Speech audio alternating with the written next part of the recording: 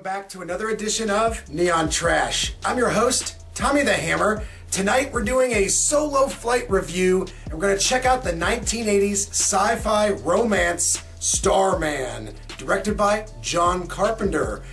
This movie stars Jeff Bridges. You guys know this routine. Check out that ever-fabled trailer. Peep that shit, guys, when we get back. Y'all motherfuckers are going to know my opinion on Starman. People of Earth invited him, but never dreamt he'd come. Greetings. You better let her go, pal. I'll give you some greetings. We prepared questions, but were never ready for the answers. And now that he is here...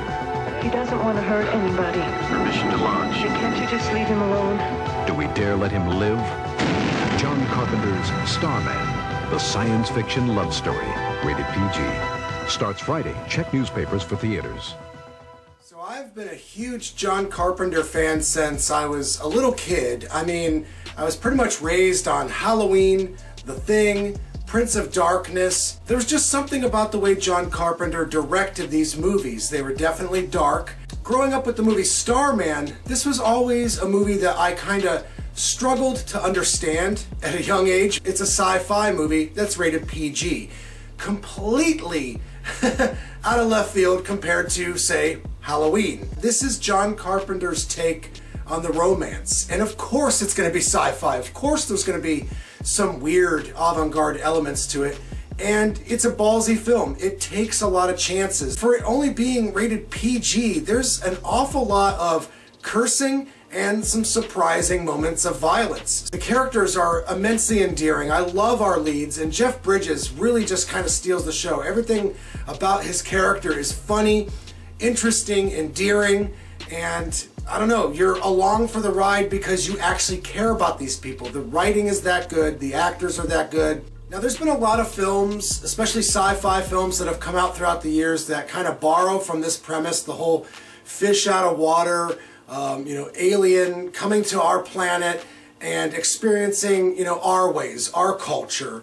And, maybe even Starman itself isn't the first one to kind of do it this way, but honestly, this type of story is classic. I've often looked at movies as time capsules to that era, and that's what Starman is. This is a perfect time capsule of the era that it came out during. That's not to say that Starman isn't without its faults, because there's a couple of things about it that don't make it perfect. Whereas the narrative is quite engaging and well written, there are a lot of things that happen that are just all too convenient, but this is kind of a popcorn flick in a way. This is supposed to be a crowd pleaser, and it's definitely different for John Carpenter. So you can kind of forgive these more typical pratfalls that the movie kind of goes for, because everything else is so beautifully constructed and abstract. Everything that you can imagine for a big budget Hollywood blockbuster from the 1980s is on full fat display here, and I think that's great. There might be some younger people that watch it and they're kind of taken out of the film because of that, but with a story this good, with characters this good, and a maestro like John Carpenter behind the camera lens, it's hard not to just kind of get wrapped up in this story because it is that good. If you want to show your kids a movie by John Carpenter without it being